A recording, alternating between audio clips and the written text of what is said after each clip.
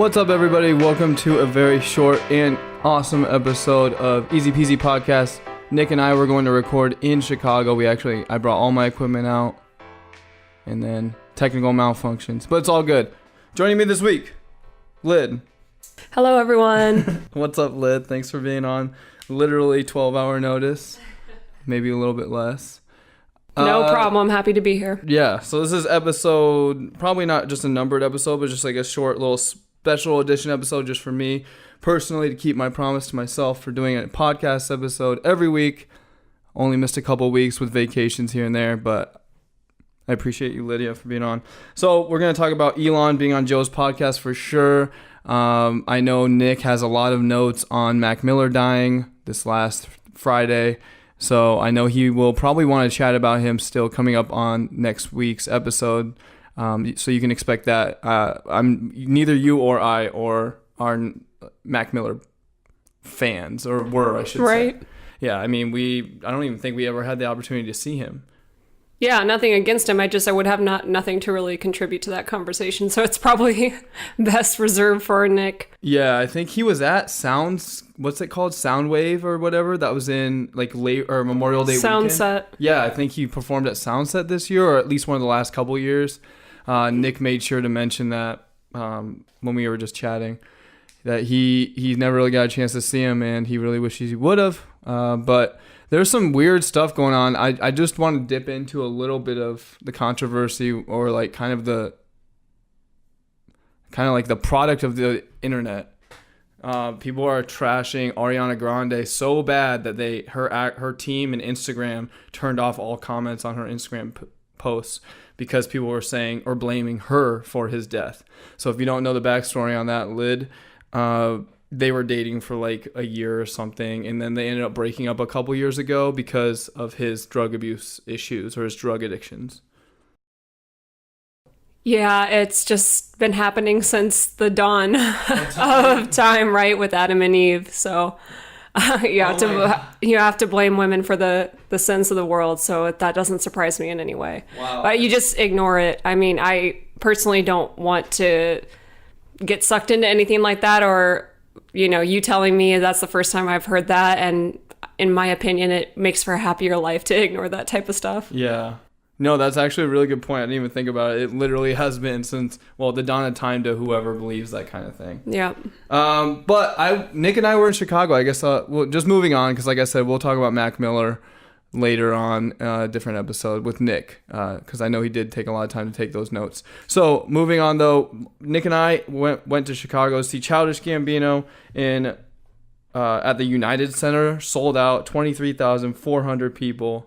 It was madness. And Ray Sremmurd, I know you're a big fan. Mm-hmm. They opened up, and they were unbelievable. I really appreciate it. I mean, we don't go to very many arena shows, right? Right. The last one we went to was Drake. Yeah, in Future. And that was here at Wells Fargo. That was sold out for like 11,000.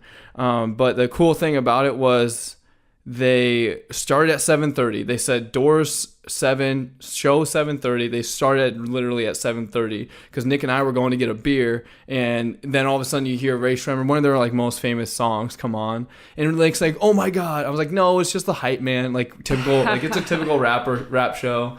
It's just a hype man. No, it was like one of their top 3 hits. It wasn't Black Beatles. It was something else. You play it all the time.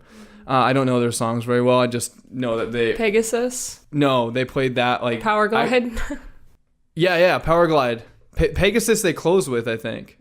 Yeah.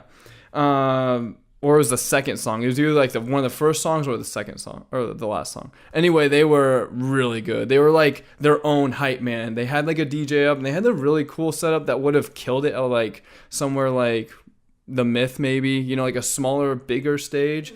And it would have been insane at Woolies. They would easily have sold that up, of course. But it was really cool. Like, it took up the whole stage. It was like a light up, like, square, like, screen thing. Almost as if they borrowed some from Childish Gambino, because he had, like, the same thing. It was just, like, 25 times as many, like, square lights that they could, like, turn into, like, video screens. And then they were just really, really energetic. I mean, you can tell they're in their early 20s and or at least I think they're in their early 20s. But I think so. They were super young and super energetic. They were jumping around, dancing like crazy. They both took their shirts off like eventually throughout the show. And I mean, at one point they were just like on each side of the like stage, just trying to get their respective side to like go as crazy as they could. Like they were literally just hype men. Well, I'm happy to hear that they were good, because unfortunately it was a pretty disappointing performance for me at Osheaga, because I can't really blame it on them, but they weren't really sounding excellent. It's just probably the nature of the stage, in addition to the fact that we had gotten there pretty early to like stand at a even horrible spot. Like, even though we had arrived early, the crowd was just the stage was too small for the crowd that they drew, and it was just nonstop people pushing up constant, terrible etiquette. I don't even remember seeing them. You weren't there. You didn't come with me. What was it, during Tyler? The creator? I don't know. Oh, okay. I have no idea. It wasn't during Tyler, the Creator, because Rez was during Tyler, the Creator. Oh, true. Yeah, so Madison and Clem had come with me, and it was just nonstop people just continuing to walk up into the crowd, even though it was obvious that there wasn't any more space. So at one point, I mean, my feet were barely even like touching the ground, and I'm just like, forget it. They sound like shit. These people are just continuing to push past. Like, I know it's a show, like I get it. How many shows have we been to? But I just mean, at some point, like, you have to realize there's no more space up there. Yeah. No, so right. I was just frustrated, and I'm like, let's just get out of here, man. How bad was their crowd compared to Post Malone then at Osheaga?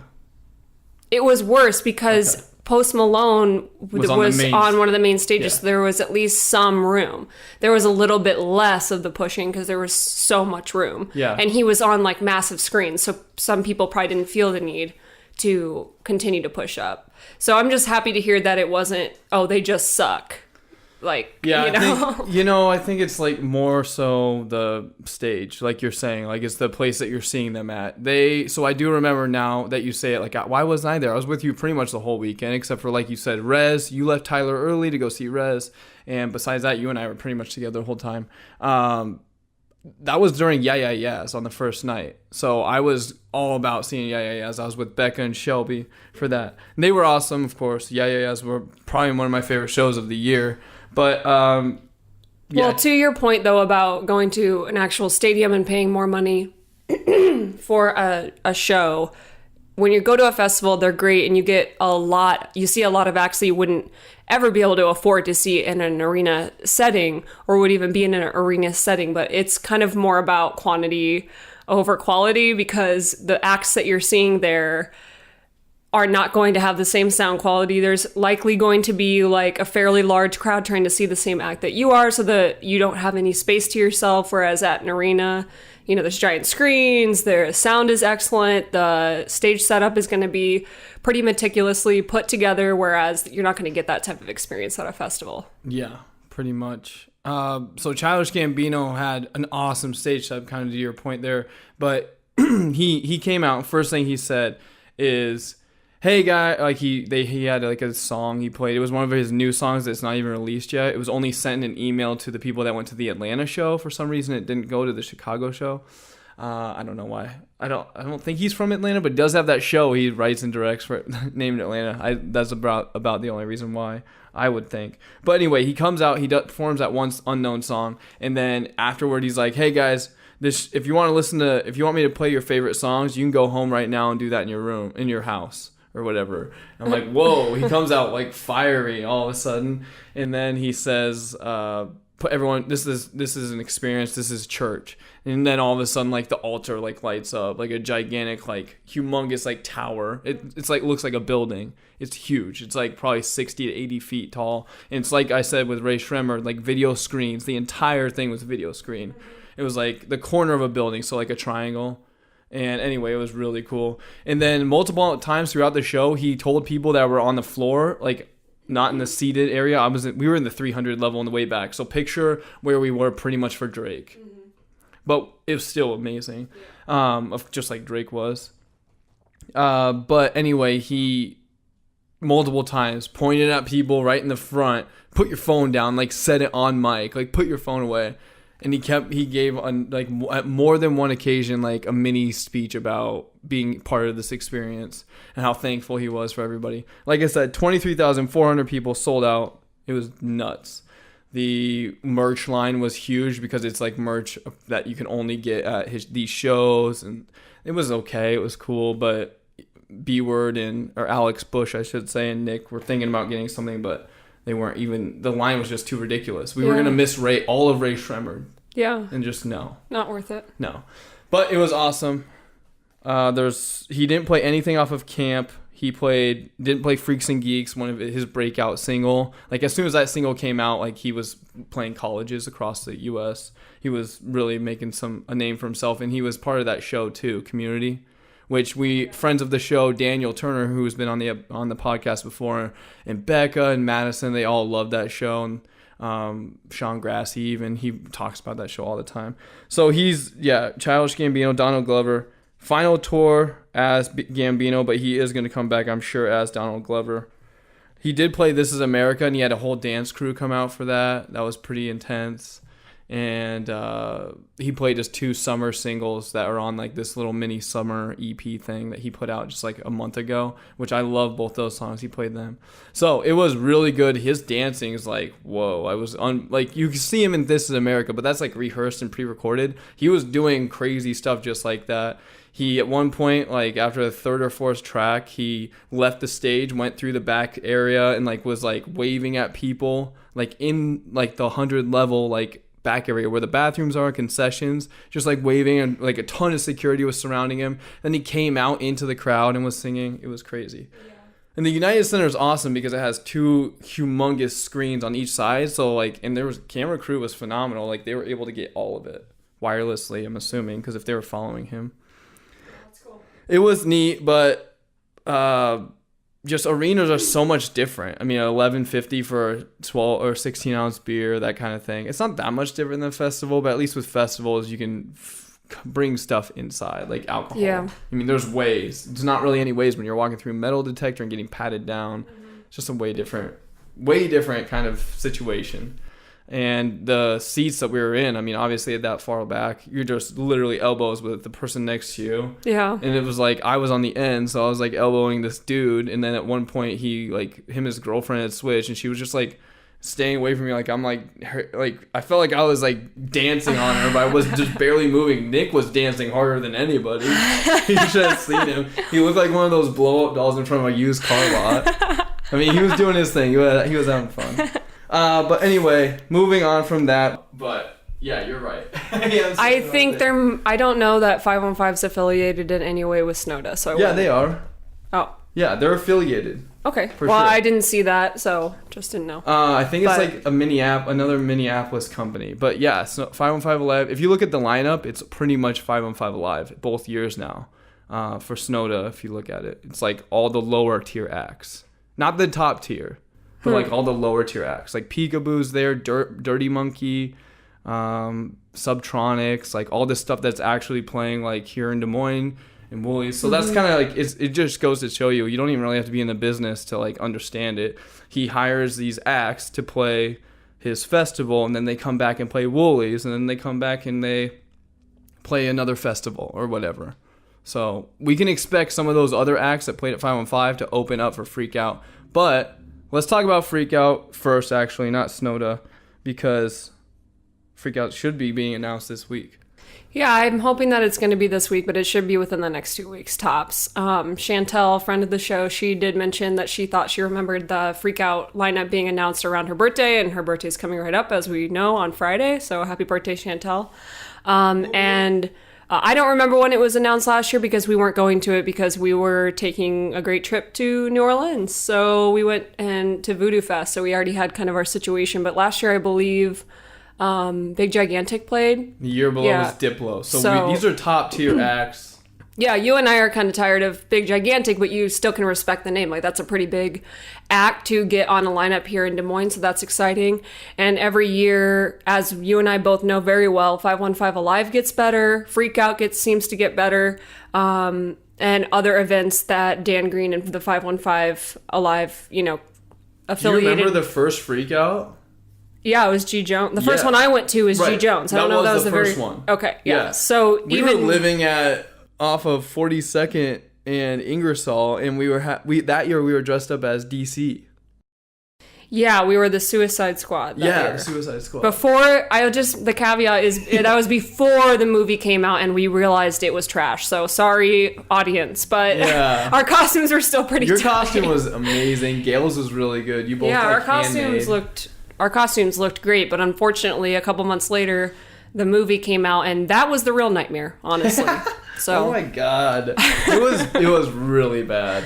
I remember like you and I watched it off of a streaming site or something, right? I think it was right after Somerset, and I was so hungover, and I was just like, I can't deal with any more agony. Honestly, this is the worst. I'm already in so much pain. Oh my god! And this is really the cherry on top. Nearly 10 months later, we watched the movie, and we're like, ugh. But it had come out like way later. Like we had just seen a trailer, I think.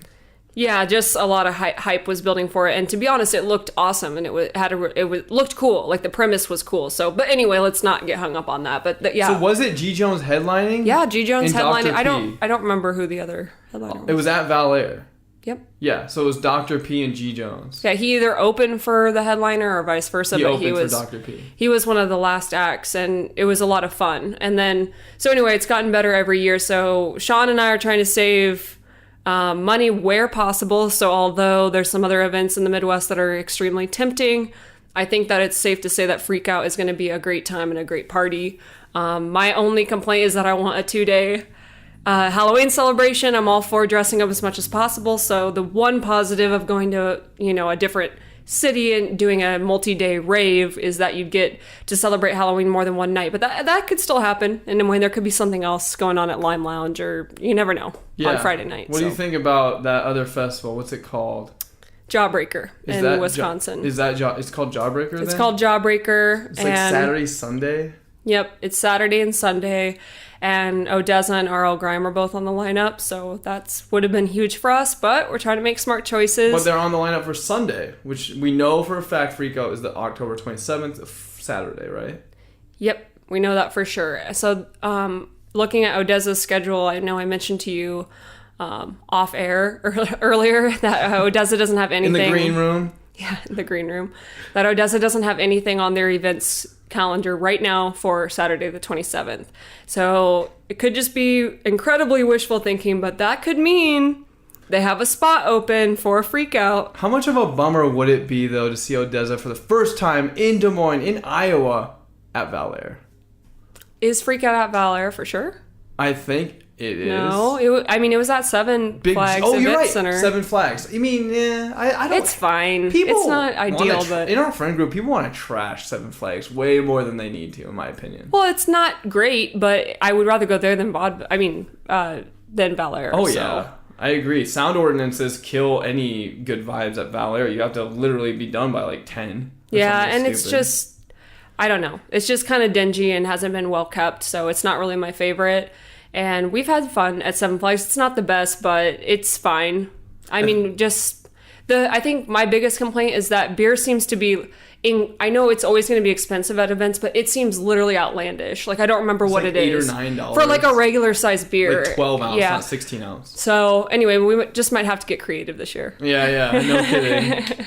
I don't mind buying a few beers, but when you're there all night, you're drinking, obviously it's a holiday, you're partying, living it up, then yeah, it just gets a little bit ridiculous. You're totally right, though. The whole crew went and saw Diplo, and then most of the crew, again, went and saw Big G last year at Seven Flags. And then they traveled the next night to see Bass Nectar. Yeah, so that makes me question the 27th, because he did have freakouts on Fridays. I could have sworn. I know it was a Friday the 3 years ago that you and I attended. So where were we? Why didn't we go to Diplo? Oh, it was on a Sunday. It was on a Sunday after our party, and I think you and I had left it at if we're feeling up for it. We'll just moved into this house, too. To be fair, it was a little bit before I grew some respect for Diplo. Like, Diplo wasn't my favorite, but he released that EP more recently, like between that time and now, that was really impressive, and I kind of sparked a little bit more interest in Diplo for me personally. I would like to see him now, whereas before I'm like, I don't really listen to him, so... Wasn't that this year that came out? That EP? Yeah. Yeah, it's one of my favorite releases of the year. I have a list to go through here coming up. We're almost done with the year already. I mean, and we were exhausted anyway. We had thrown a housewarming / Halloween party the night prior, and we were up all night, and there's no way. Yeah, I don't even know if we had that Monday off. So just point being is that... Oh, heck no, I know we wouldn't have. It's just there was no way that we could have done that too, but that's fine. I think you're right, though. Think about my opinion on Diplo 2 years ago. He's the guy in Jack U that doesn't do anything. Speaking of which, let's talk about... We already kind of prefaced it a little bit. Snowta, we are 100% going, just haven't gotten our tickets yet, right? I mean, we are going on air. I need you to... Yeah, we're 100% going. I mean, our tradition of New Year's Eve with a certain set of people, unfortunately, is just not going to work out this year. Just adulting and... How many years is that for you? This is going to be the 6th year I would have spent with those people. Probably 8. Jeez. I don't know. It sucks to break tradition. It sucks to break that kind of thing. But everyone's in different spaces. It's 6 or 7 for me. I mean, it's hard to get everyone across the country, literally... in one spot for New Year's. We've done a great job, and just because I think Gail said it, she said, just because we take a year off doesn't mean it's not a tradition, and we can pick up where we left off here in a couple years. And that was, nice of her to say. Yeah, it doesn't mean it's not a tradition anymore. You just do your best, and this year it doesn't look like people's schedules and other family plans around that same time of year is going to work out for them, and that's fine, because we're getting married next year too, so I'm hoping that I'm going to see all those people anyway. Yeah. So that can be, the little bandage over it for now, is that we're going to see. Right. But point being is that you and I will be joining kind of the extended Forest fam in Minneapolis for Snowta, which is... December 30th and 31st. Yep, and it's Marshmello on the first night and then Skrillex on the second night. I could have sworn it was Marshmello and Louis the Child, but maybe I'm getting it mixed. It is. Are you sure? Yep. Marshmello and Louis the Child are playing, and so is Skrillex and Ghastly and E-Prom. Yeah, way more people than I'm not mentioning, but obviously Skrillex, I think... Don't quote me on it, but I'm pretty sure him being announced on that lineup was his, the first festival, return announcement. And since then, I've seen him on some other, I think he's Arizona. He's playing with Porter Robinson in Arizona for Decadence. Yeah, just and maybe, December another 30th. couple things around that same time. But it's his return. Sean and, me at least, I'm a huge Skrillex fan, after seeing him at Electric Forest 2015. One of my favorite sets of all time. It was amazing. I went into it, didn't even care about Skrillex, and I came out of it wow, holy shit. Huge Skrillex fan. And then he just further awed me when we saw him at Somerset, I think the following year. And just totally in love with him, So you've only seen him twice? Yeah, that sounds right. Okay. Totally in love with him. I just loved his performance. And then he totally dropped off of the scene. As some people probably know, completely disappeared off of festival lineups, disappeared. He would make random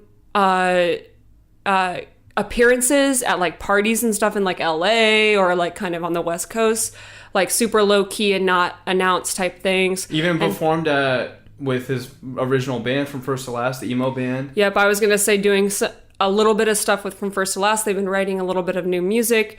Anyway, recently announced on his Twitter or wherever, I don't know. Sorry everyone. Thanks everyone for, being a fan. And I just had to be a human for a while. Exactly. And then a couple weeks later, he starts to pop up on these lineups. So fast forward to now, obviously him being announced in the Midwest for a show on New Year's Eve, which we usually do a show anyway, is incredibly exciting. And we totally want to go. So... We're not the only ones. Thankfully, we have some other close friends of ours that look like they'll be going as well. So it's just going to, kind of deviate from what the normal crew, but it's exciting new experience, and I'm really looking forward to seeing him again. Yeah, for sure.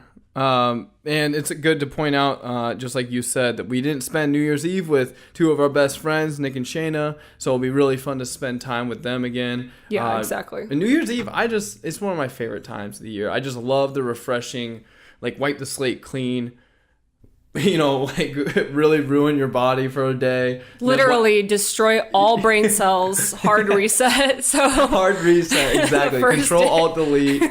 Take the computer, unplug it, smash it on the ground. Not even finish the command there. But yeah, so Skrillex, like you were saying, he did get an Australian Shepherd. He was just being a good dad dog for a while. Yeah, that post. Dog dad? Dog. Or dad dog? A dog dad. Yeah, I guess you're right. A doggy dad dog. No, you have a good point, and I think you summed it up really well. He was away from the scene for quite a long time. But we're excited to see him. It's all but set in stone. We're thinking about going for the December 30th day as well, with Marshmello headlining. It's kind of crazy, right, Lyd? Marshmello is headlining a festival.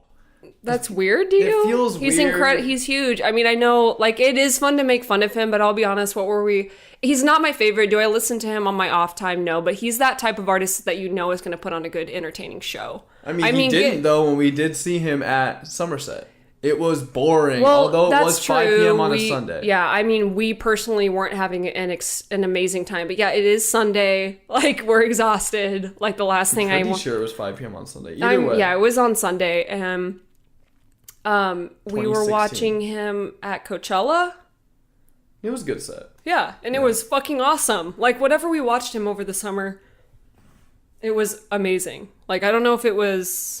Yeah, I'm pretty sure it was Coachella. Maybe he's getting lessons from R.L. Grime and Skrillex. Yeah. Sonny. Well, he puts on a good show just because I don't listen to, like, his albums back to back. So, I mean, that's fine. And also there's other people that I want to check out. And oftentimes you don't get the day-by-day schedule until much further into the future. So right now it's looking like we would probably just buy the 2-day pass because you've got Boogie T, Manic Focus, Ghastly, Nightmare... Ganja White Night, Man, Peekaboo. I love Nightmare. I mean, all these other interesting acts that I would like to see and will probably be pretty evenly mixed. And earlier, I think that we said Louis the Child was playing. That's not true. I think I have that confused with the Halloween show. That's what I was going to say in the Jawbreaker show. So that's too bad because that would have been awesome. But I don't think it's been said enough in my friend group or in our friend group or whatever, but Nightmare is one of my favorites. I know. That EP is legit. It's still one of my favorite, EDM releases of all time. Yeah, I know you really like him. I enjoy his music too. I just don't think I'm quite as big of a fan as you are. But yeah, I'm looking forward to the trip. It'll be a fun, different thing for New Year's Eve. It's going to be so different. We're used to taking 10 days of PTO off, splitting it between both calendar years and then going somewhere completely new. I mean, last year was San Francisco. Year before was Puerto Rico. Yeah, it's going to be really different. But it'll be a nice change, honestly, just doing like a 3-day thing. And yeah. Maybe even just doing a hotel and not even bothering with an Airbnb, which can sometimes be more stress. So yeah, it's nice to have someone clean up after you, and it's nice to get continental breakfast in the morning. Totally. You're 100% right there. I'm not going to lie. Staying in a hotel this last weekend in Chicago, a free hotel. Thank you to Alex B. Word being a premier, platinum, whatever the hell. They were like pretty much like shining his shoes as soon as he walked in. It was so weird though, Lydia. This place had tons of marble, so sorry to get on a different tangent. Snowta's going to be really fun, but real quick, I got to talk about the Black Stone. As soon as we walk in, we had like 14 and a half eyeballs on us. And I only say a half because it's like a bunch of old people. Who knows if one of them's fake or they're like, it's literally like 88-year-olds watching this young 20-something play saxophone in the lobby.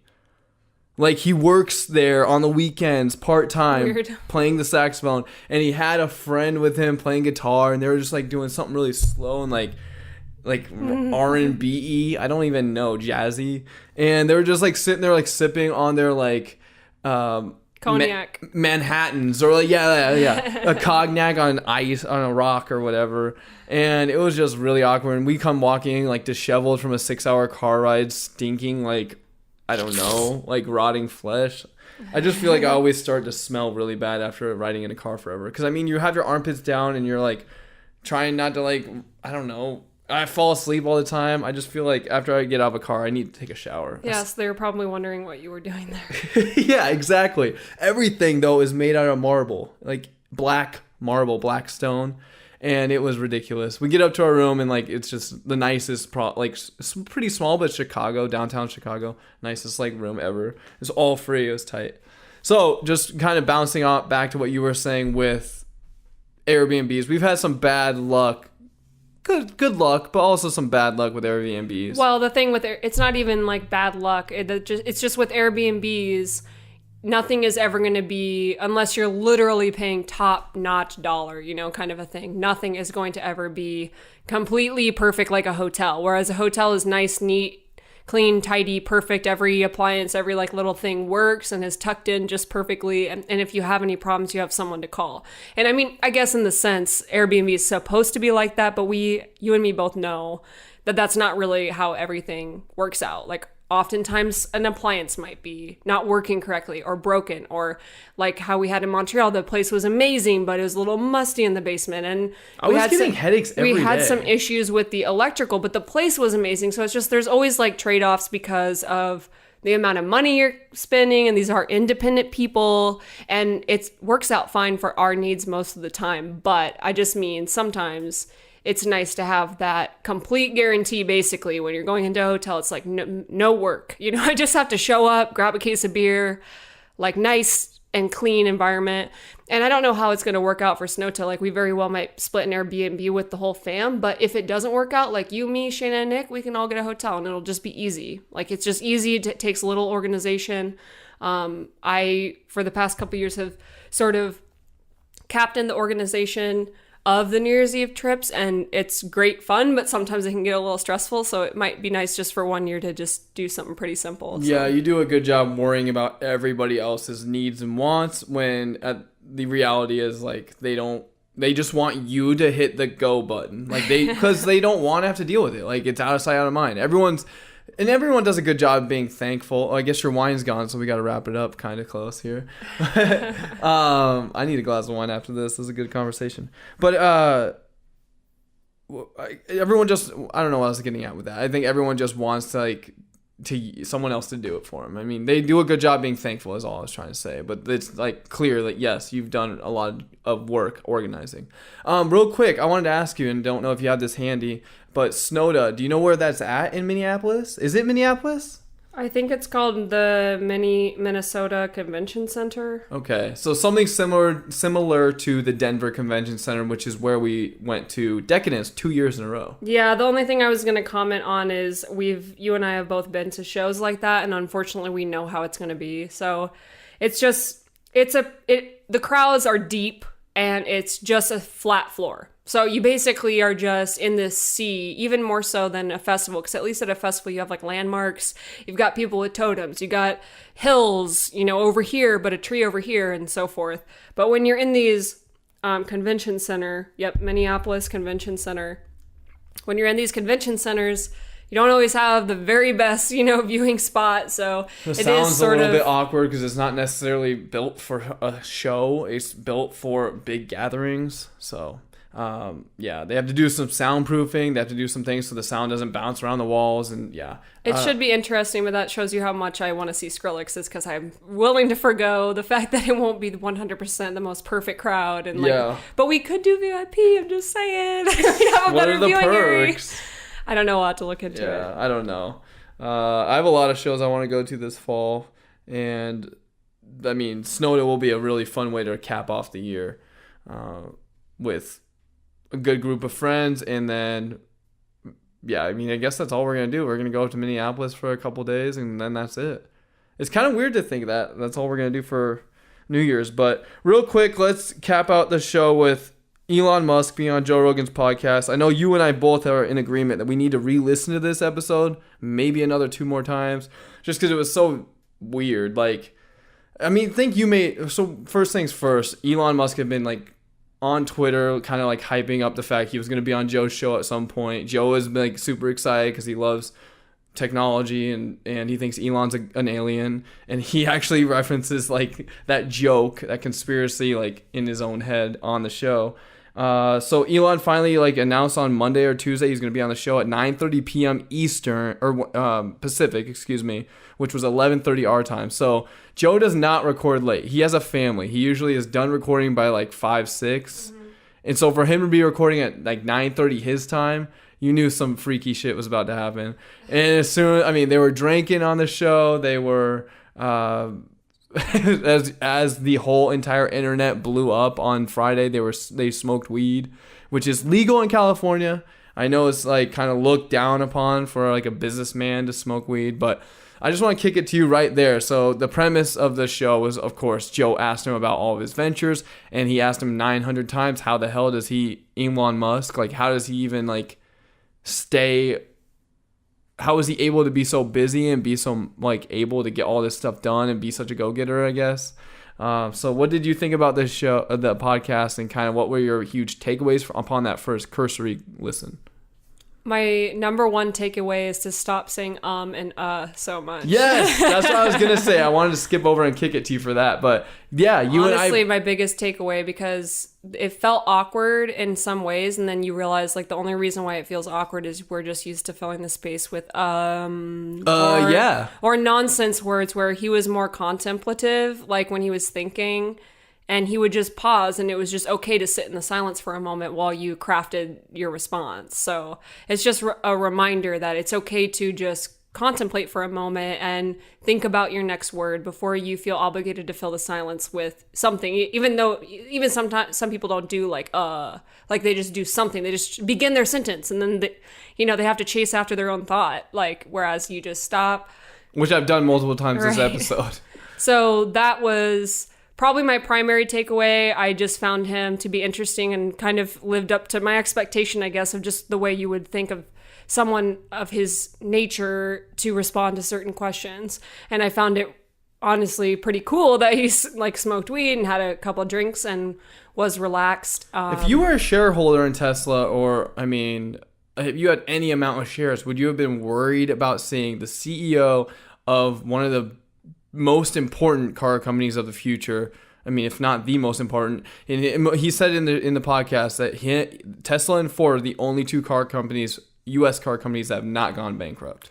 No, I wouldn't be worried, and it wouldn't impact my opinion, but we're also from a pretty different generation than probably a lot of the shareholders. Sure. And there's still a lot of traditional values and things in their own mind that they grew up with for many decades that are not going to change just right now. And seeing someone that they've been investing in doing those actions on basically national television, because Joe is a national, international figure, I can understand and empathize with what they might be feeling, but do I reciprocate that idea? No, because we grew up differently with different ideas, and we've seen the world change so much in the way of just the legalization of weed. And you and me, we can sit here and we know that doesn't impact someone's judgment on things or someone's intelligence. In fact, it probably amplifies the positive opinion that I have of him, because it makes me realize like he's an actual human. He's not an alien? Right. Yeah. No, you're totally right. I guess that's a really good point. At first I was a little bit worried, but it's probably just because we don't have weed legal in this state, let alone 28 of the U.S. states or whatever it is now. Weed is not we know people that smoke it. It's just not at the forefront of my mind. And for him to be sipping, and Joe did a really good job mentioning it a couple times, where he was sipping on whiskey. And what's the difference? We all know, just like you said, we're from that generation where it's pretty much the same thing in our eyes. Well, it should be molding to that, right? Do you think of weed in that the same way? People in Denver for sure do. Yeah, I just think that things happen for certain economical and cultural reasons, and then it becomes ingrained in the culture, as alcohol has been for many decades now, whereas some time ago, it wouldn't have been seen that way, but alcohol is completely legal. So that shows you that the federal government doesn't care about what's actually right or what's healthy for you. They just care about what is profitable. Those greenbacks. Yeah.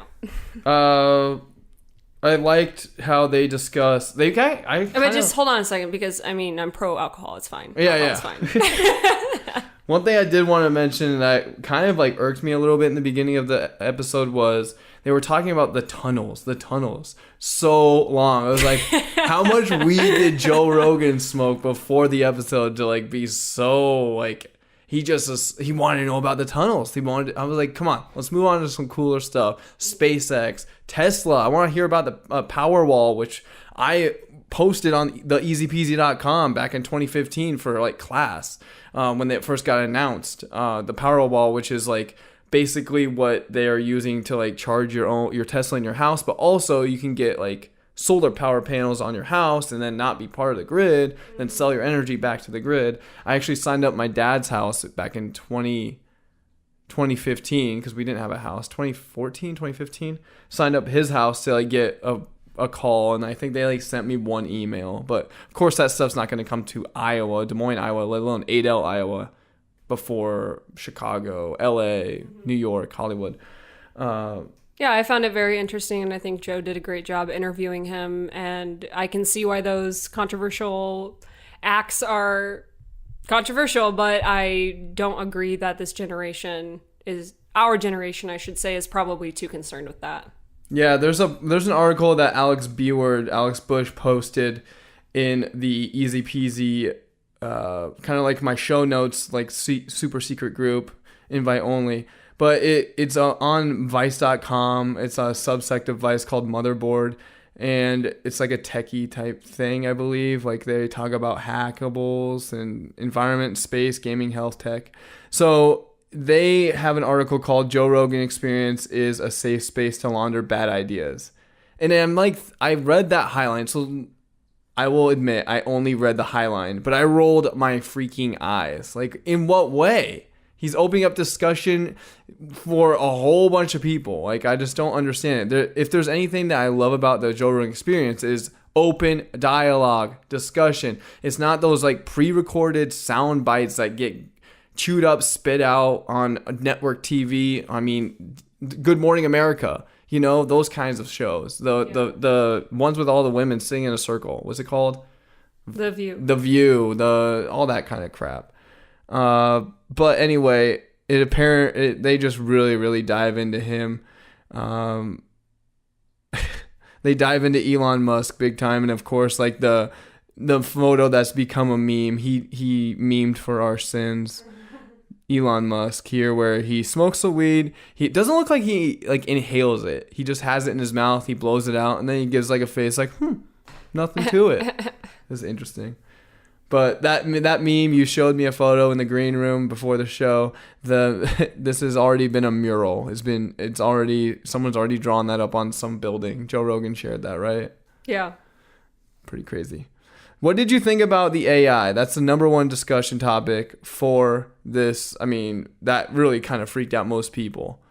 So if anyone hasn't listened to it, you need to obviously go listen to this episode. But he discusses how when Barack Obama was president, he went to Congress and he discussed with anyone and everyone that would at least listen to him, Elon Musk that is, about AI and about how the dangers of it and how they need to be like, we need to be thinking about this now because how fast technology is, exponentially getting better and better. I mean, I don't know the proper term for it. But yeah, I mean, you know what I mean, kind of. Anyway, he went to Congress and discussed all that with them and tried to kind of do like a little bit of a scare shock treatment to them with that. What do you think about it? What do you think about his... I guess he just reiterated what I've already heard on a lot of podcasts, like between Duncan Trussell and Joe's podcast, sort of just went on about similar fears and so forth that I've heard on other podcasts before. So I don't know that it was all that shocking to me, but as always, to hear a super genius talk that way, I'm not as intelligent as Elon Musk, so I have to refer to him as, you know, the person who's going to give me his opinion on something like that I don't really have the right information to give an opinion on regarding AI and so forth. So I thought he was like the real deal when he was like spitting out like equations. Like sipping on whiskey, smoking weed, and spitting out equations. I'm like, all right, dude, I hear you. MG times MA equals the mass of whatever. But one thing I did want to mention with this is the Neuralink, his other startup, you know, like he has 14. But Neuralink is going to have an announcement within a couple months, I believe was the exact quote. And that announcement is going to show that we have like the fusion with AI is much more farther along than the mainstream us understand it to be. So I thought that was very interesting. But anyway, there's tons of like hot takes online about how Joe Rogan coerced him or or Elon Musk was careless because stock dropped for Tesla 16 points when it had already dropped a ton in August because of about 20 to 30% because of all these other things going on with issues with the Model 3, whatnot. So I think everyone needs to get out there and listen to it. It's probably going to be one of my favorite episodes of any podcast this year. I listen to a lot. I know you listen to a lot of podcasts, Lydia. So yeah, I think everyone needs to get out there right now. Listen to it. Anything else? Any other takeaways? Any other things you want to chat about before we close out this podcast? I don't think there's anything else on my mind.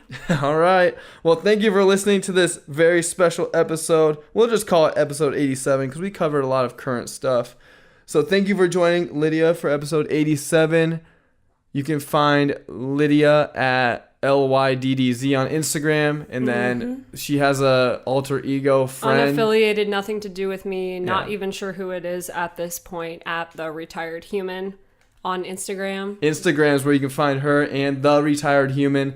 That person posts these really weird, outlandish, funny memes, all original, organic, 0 carbs, I believe, too. 0 carbs, ketogenic. Ketogenic friendly. Stevia, not sugar, is added.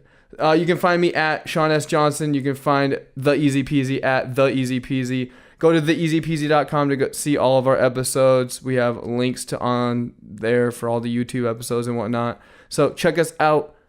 We'll be back next week. I'll kick it to Nick right away to give us his take on that whole Mac Miller situation where he overdosed. So you have that to look forward to. We'll probably try getting Trey back on. This has been Easy Peasy, episode 87. Thank you again, Lydia, and we out.